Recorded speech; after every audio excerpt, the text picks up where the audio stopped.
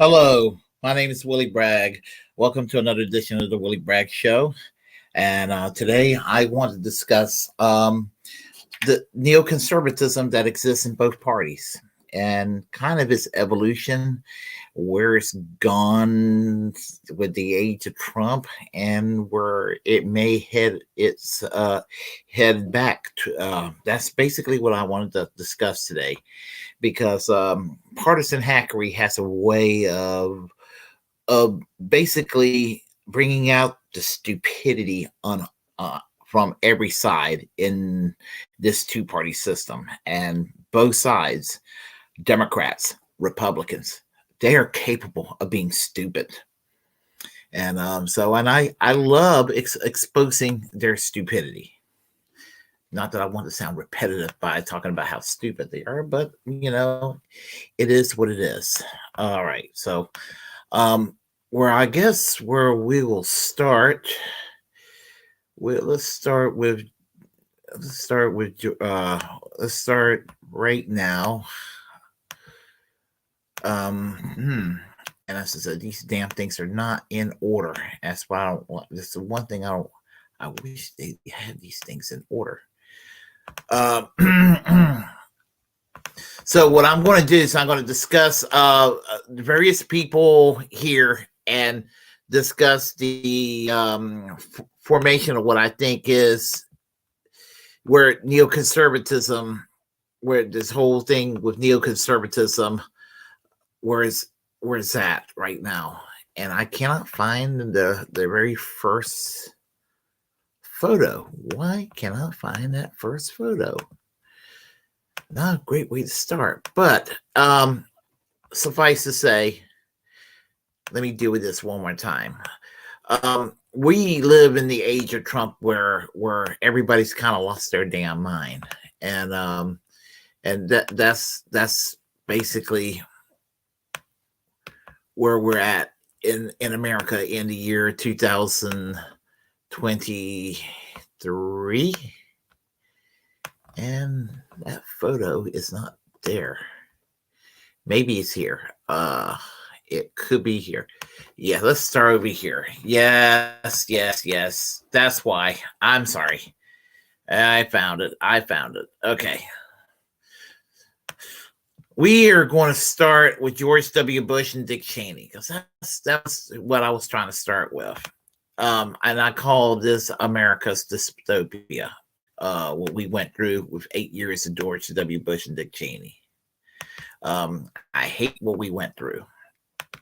And this was like the first official neoconservative presidential administration. To some degree, you could say maybe the Nixon administration might have been its first, but not entirely. Reagan, sort of, but not entirely. But George W. Bush, that administration was the administration where the neocons were at its apex. And they took over basically what is called the deep state today, the surveillance, the encroachment on civil liberties, the everything that was awful about those years in response to 9/11. And they masqueraded it with ultra patriotism, and they masqueraded it with the whole God gazing guns and the whole basically cowboy capitalism sort of caricature of Fox News and all of this sort of thing. The culture war. They made a culture war out of everything. Culture war out of the social issues. They made a culture war out of the Iraq war. They even made a culture war issue and took it with pride. What they did with was enhanced interrogation, was the politically correct term they used to describe torture in Guantanamo Bay. And they acted like you're either with us or you're with the terrorists. That's how they were sounding. and they made it sound like it was a clash between um, the Christian West versus the dark civilization, as I think it was in their mindset. And so yeah, and it was mostly, I mean, I would say it's not that the Democrats were without sin, but they certainly made it a partisan issue. A lot of the Republicans, like Max Blumenthal said at one time in a conversation with Aaron Mattei, that it was much easier back then because the Republicans were in charge and they were bombing the evangelical Christians, and the Republicans, they were the enemy. They were bombing the Muslims. They were doing this sort of thing. They were torturing. They were doing all this stuff, and it was more clear cut. And then some Democrats were against the war until the Democrats took over. Then they decided it was a facade, and then they're the ones like, well, okay, we're in charge. It's going to be our war now. And so, you can argue that neoconservatism possibly had two wings. So now the whole evolution of neoconservatism, how kind of did this thing begin? Because there's a lot of Republican conservative types that they'll say they know it didn't come. They know that is sort of an interlooping ideology, but a lot of the people who are neoconservative within the Republican Party today, and they'll tell you they're the real conservatives. They will tell you that all day long, and a lot of them have also never ever met a leftist ideologue that they have ever agreed with in person, and they hate every essence of leftism. Yet their ideology was born out of the left in the 1930s, the American Trotskyist movement in the 1930s. I'm not bashing Trotskyism per se, but neoconservatism is an offshoot of Trotskyism. And there is a history to that. It's a... After World War II, the Trotskyist movement in the United States had a position that was not pro-Soviet, but it was not necessarily pro-capitalism either. They sort of allied themselves maybe a little bit with the social democratic movement, but they weren't quite. It just depends which group, from what I could say, what I can understand. And I don't consider myself particularly well read in the ideology because I'm not a Trotskyist, but I'm just observing. But in America, they came out of the Socialist Workers Party. The Socialist Workers Party was created in 1937. And there was a split in 1940, and the workers, a split by Max Chapman called the Workers' Party. They changed its name to the Independent Socialist League, and they merged with the Socialist Party of America in the 1950s, and then they became Democrats later on in the 60s and 70s. And then Ronald Reagan eventually found these people because they were extremely anti-communists, and they were pro-war in Vietnam. And a lot of them would end up in the Reagan administration. And then they were in the wilderness after George Herbert Walker Bush served his one term. And then when George W. Bush came in the White House, he basically littered the place with neocons. So there was that. And then when 9/11 happened, the rest is history and everything. Now, you have to be careful how you use the term neoconservatism, because there are some people will say, well, that's just a roundabout ways going around and making anti-Semitic turns. No, it is not. It is not. Most neoconservatives are Christian or whatever. So evangelicals, in fact, today. So there is that. it's just, as I said, majority of neoconservatism and the conservatives today in the United States on the right are, they are as far removed from the anything dealing with anything that's ever had anything to do with the left. It is very, very strange evolutions that did take place. So, and as I said, the whole history and everything. So, as I said, we'll as I said, jump start, as I said, through that time period. But in between that time period, I would say during the Clinton years, you could see it kind of getting a little bit prominent with people like Rush Limbaugh on talk radio that kind of represented that voice in media, and they were representing that point of view. And I would say that Rush Limbaugh was sort of the media fertile ground for that sort of thing, sort of the launching pad for places like Fox News and talk radio, which all pretty much were lockstep, echoing the neoconservative foreign policy line, not just on foreign policy, but on economics, basically outsourcing and that sort of thing, and combining, outsourcing, neoliberal capitalism, that sort of thing, with interventionist war, so-called humanitarian interventionism, spreading democracy, but in Trotskyist terms, worldwide permanent revolution. Look that up. What happened eventually was this movement, and they kind of used those Reagan themes and from the 1980s, using the Christian right and the NRA and the that sort of thing. A lot of Southern cultural conservative populist themes and Western themes and everything like that, and that's kind of what permeated in what is now the American conservative movement of today.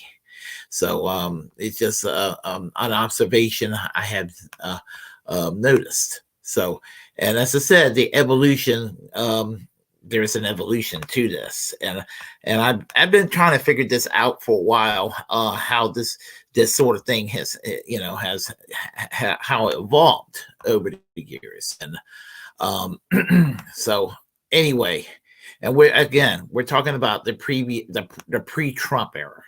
This is what we're talking about. So as I said, right now we're talking about the pre-Trump era. So, we're talking about prior, Rush Limbaugh in the 1990s. And I would say in the 1990s, you had this, I would say, if I can find the clipping. Let's see here. Yeah, here we go. I wish that the column could be in order. I don't know why they can't put it in order. You had, people like Jerry Falwell and Pat Robertson. There were others, but the whole idea of the TV evangelist, it became like really big in the 70s. There was evangelism, the whole Billy Graham thing, but Billy Graham was not like political or ideological or anything like that. He wasn't partisan about it. But these TV preachers that came along in the 70s and in the 1980s, they had an extremely right-wing ideology that they put all their eggs in one ideological basket with Ronald Reagan. And there was a cult of personality of Ronald Reagan with these people. And some people say, well, that kind of resurged with that basically resurfaced with Donald Trump later on. But I actually disagree. I think it's partisan. The evangelical social conservatives, the culture warriors on the right in this country follow whoever's the leader of the Republican Party at the moment. That's who they follow. So if it would have been, it would have been Jeb Bush, or if it would have been, whomever in 2016 instead of Donald Trump, it would have been something else. It would have been Bob Dole in the 1990s. It would have been someone as nerdy as Steve Forbes in 1996. It would have been someone like that. So that's where it comes to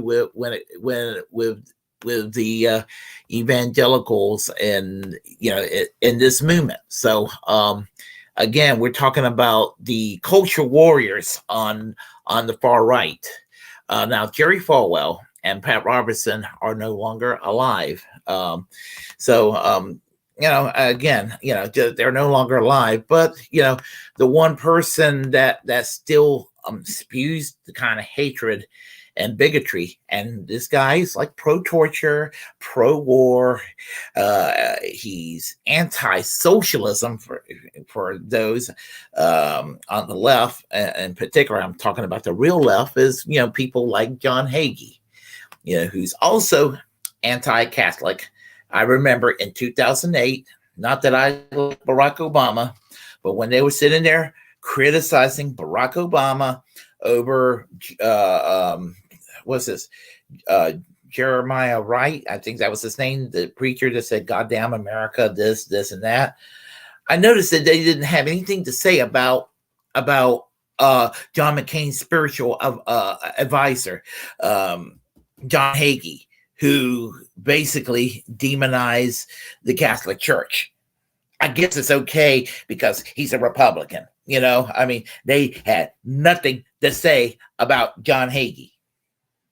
So I just, and again, now even with Jeremiah Wright, my understanding was you go to church, if you go to church, you're a minister, you're a priest, or what have you, you're not going to always agree with what they're going to have to say. And my understanding is that even with Obama, who is not any radical, who is as centrist, and he even bragged. Another reason not to like Obama, he even bragged that his policies were so conservative that he could pass for a 1980s moderate Republican during the Reagan era. That's a reason to dismiss Obama right there. Well, the church he went to in Chicago, it was like, 3 sermons that were that radical by Jeremiah Wright in the 20 years Obama was a member of the church, but apparently some of the other sermons were pretty tame. Okay.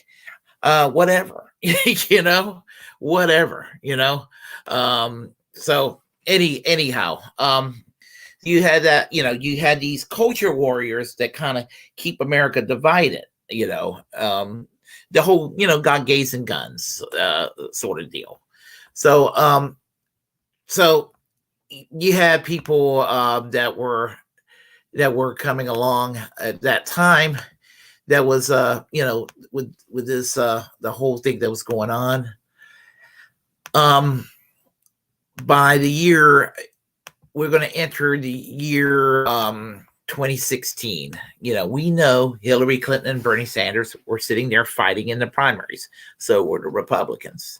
And of course, this guy, Donald Trump, came along. And the whole Never Trumper thing came along. And when the Never Trumper thing came along, there were Republicans who voted libertarian, like Mitt Romney, and there were Republicans who voted for the Democrats. There were some low-level people in the Bush administration that voted for Hillary Clinton, for example. These people, they couldn't stomach Donald Trump. And Donald Trump is a grifter. He doesn't believe in anything, but he knew as a media person, as somebody who, not a media person, as a showman, a show host personality, how to throw right-wing red meat into a susceptible audience. And they are hooked. Donald Trump could have campaigned as a shit lib and talk like a shit lib in his really crazy way that he talks, and he would have people fawning over him that those that hate him, they would be fawning over him too. So there is that. Well, Donald Trump happened.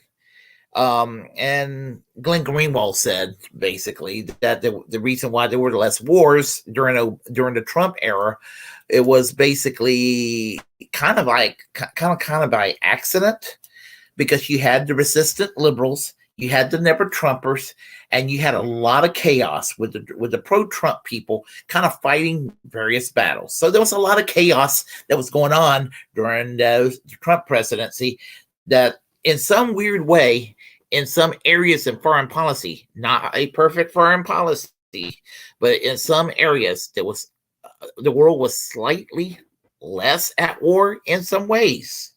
In some ways.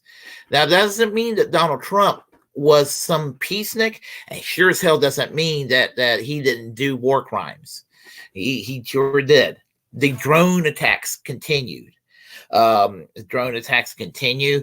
The killing of General Qasem Soleimani in Baghdad, the Iranian general, who was not a nice man, but you know what?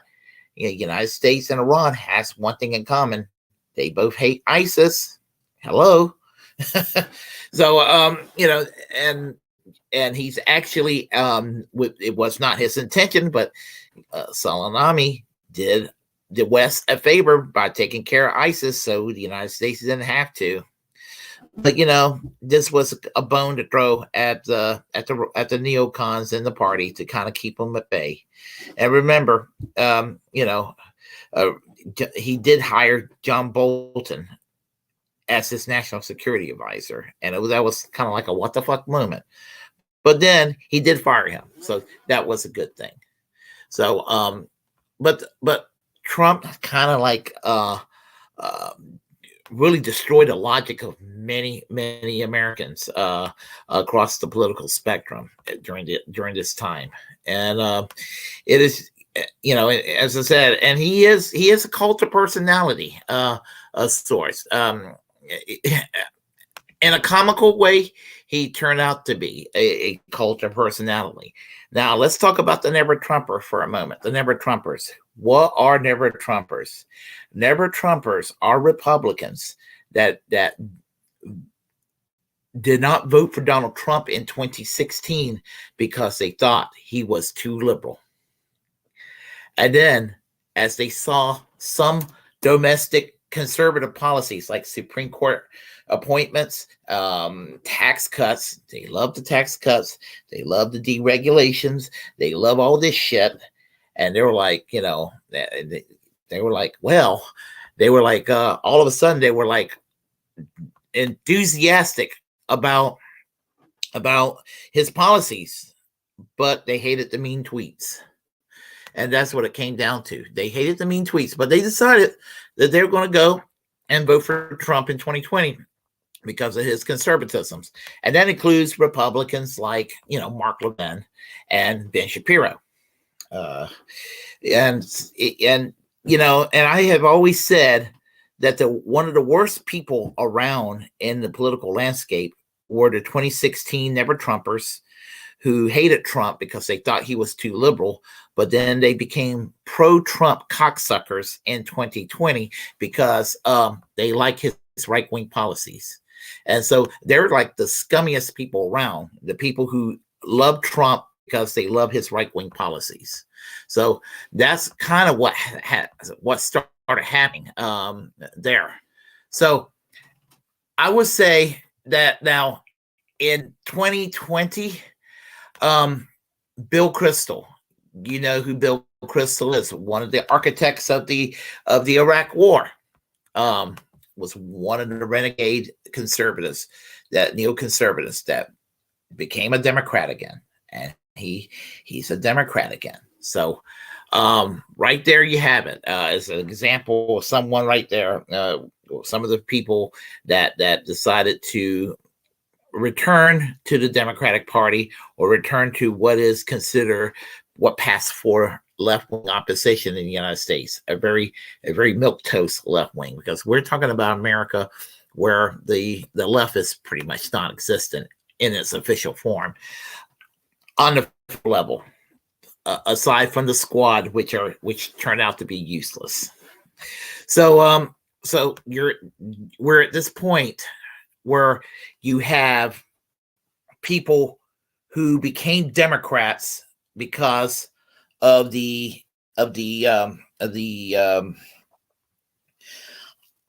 Trump. So they're still hawkish, and they like Joe Biden because Joe Biden is hawkish. I mean, they're pissed off that he withdrew from Afghanistan, but they like him on pretty much everything else foreign policy wise. And, and they like the fact what he's doing in the Ukraine, and so they're okay with that. And so, as long as Trump is around, they have no intention of returning to the Republican Party. They're your secular neocons. They're rhino Republicans that they felt like the Republican Party became too unhinged. They're correct. I mean, on that one, they're correct. It's not just Bill Kristol. I mean, we're talking about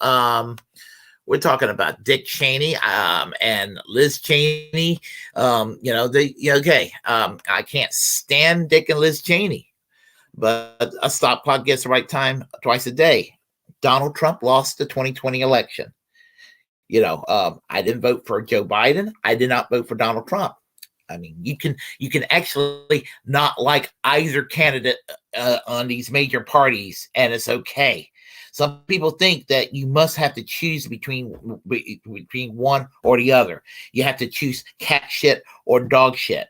Well, if you choose dog shit and cat shit, you're still getting shit. And that's what you get with Donald Trump. That's what you get with Joe Biden.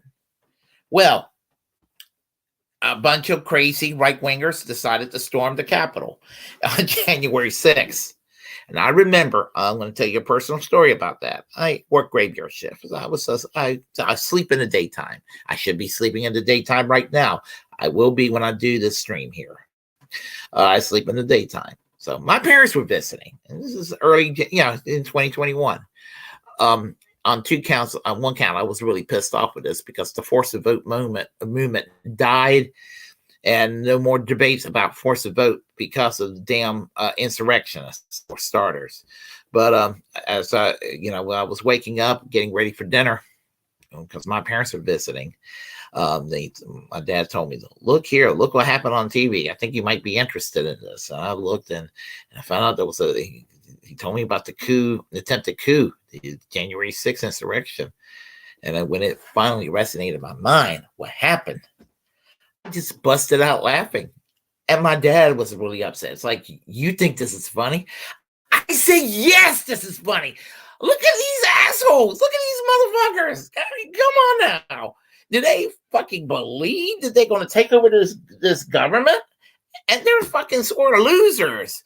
Wow. And they were making fun of these Hillary Clinton people 4 years ago that they deserve to be made fun of. But so are these people on January 6th. My goodness. But, I will say this much about Dick and Liz Cheney. They did denounce these people who tried to make an attempt to take over the U.S. government with this stupid January 6th insurrection. So, so I guess a stop clock is, gets the right time twice a day.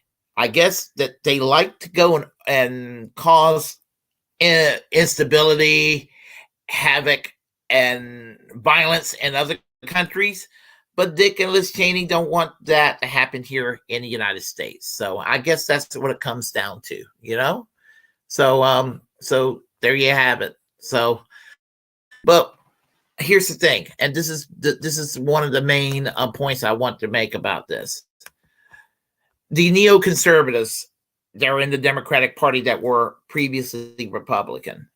A lot of conservatives that I talk to brag that they're in the Democratic Party now. I'm like, yeah, a lot of them are still in the Republican Party too. And they're like, well, look at all the opposition to the Russian-Ukraine war on the Republican side. Yeah. And a lot of them are wanting war with China. and that's just as dumb as the shitlibs wanting war with Russia over Ukraine, having a war with China over Taiwan. Either way, it is stupid.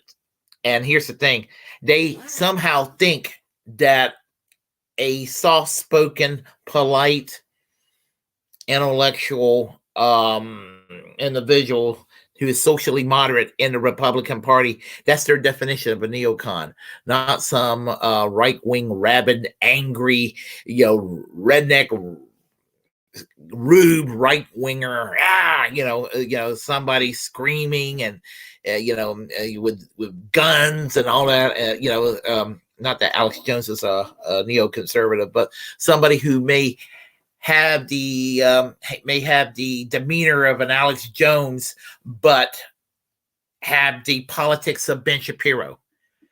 And that's really what the Republican Party is more like. Somebody with the demeanor of Alex Jones, without anything without the few positive things about Alex Jones, like his opposition to our war and all that.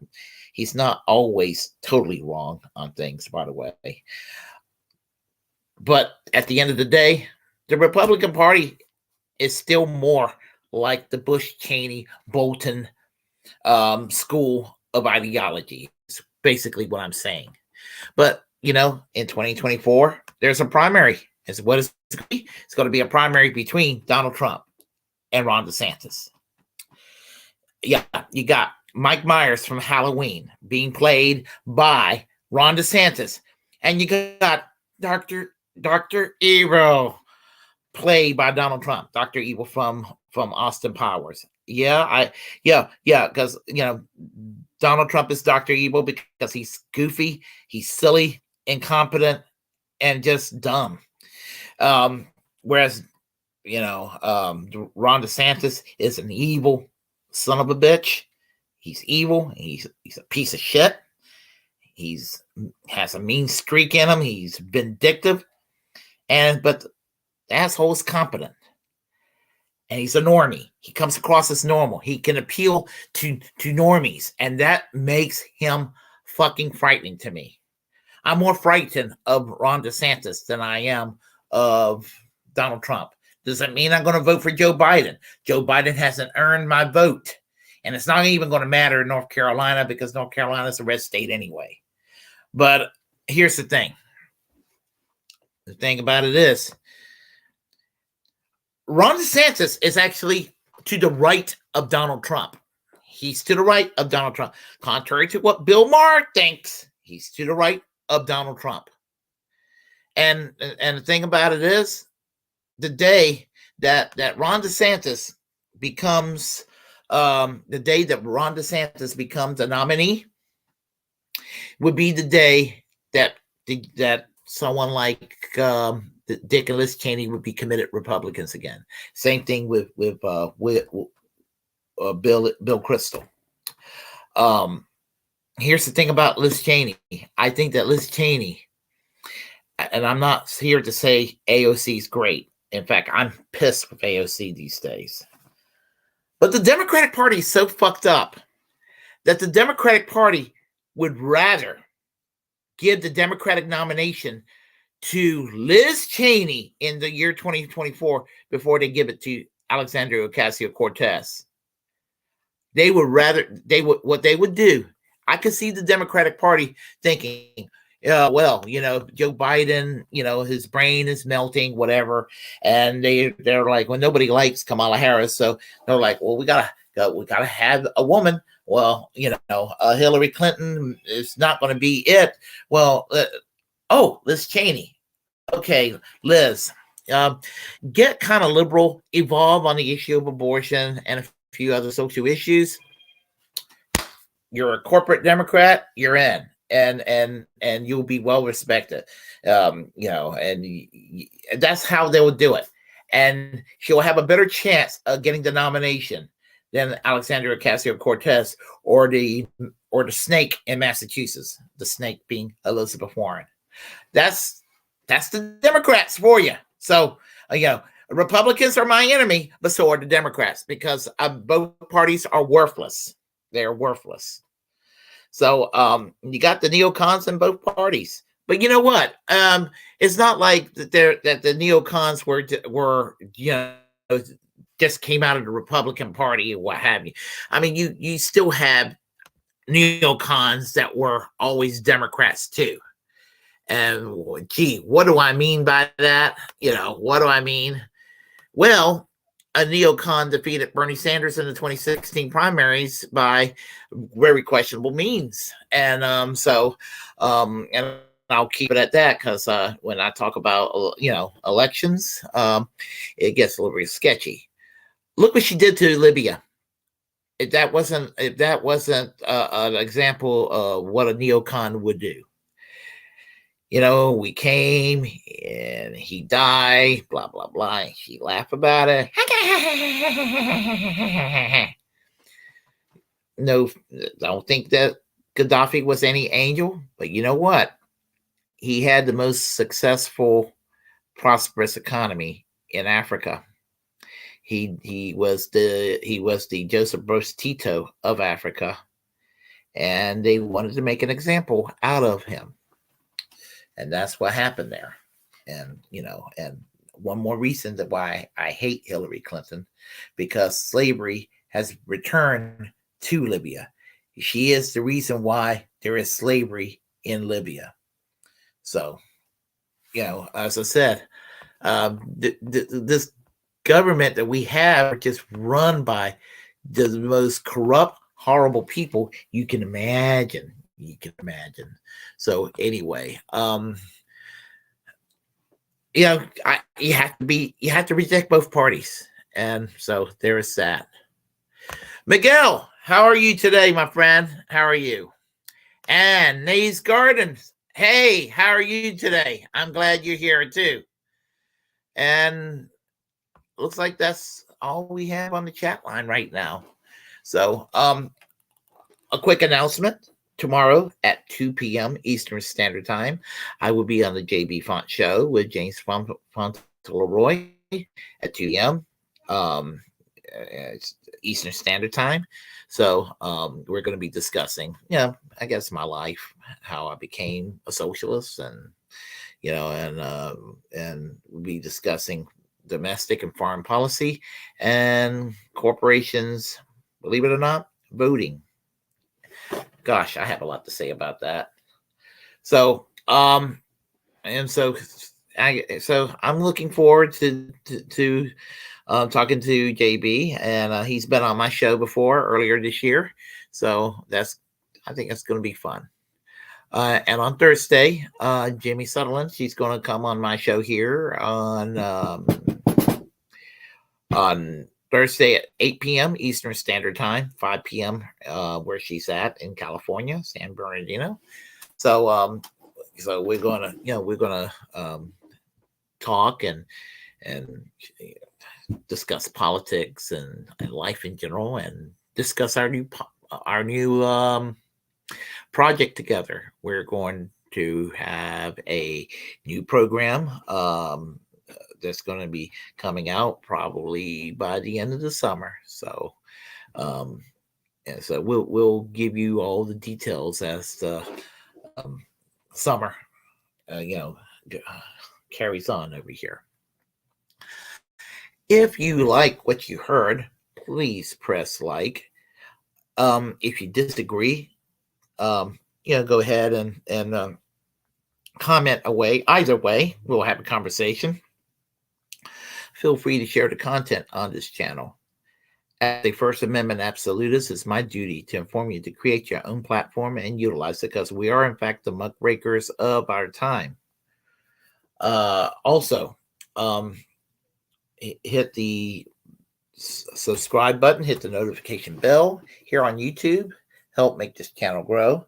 Follow me on Twitch. Follow me on Facebook and Twitter.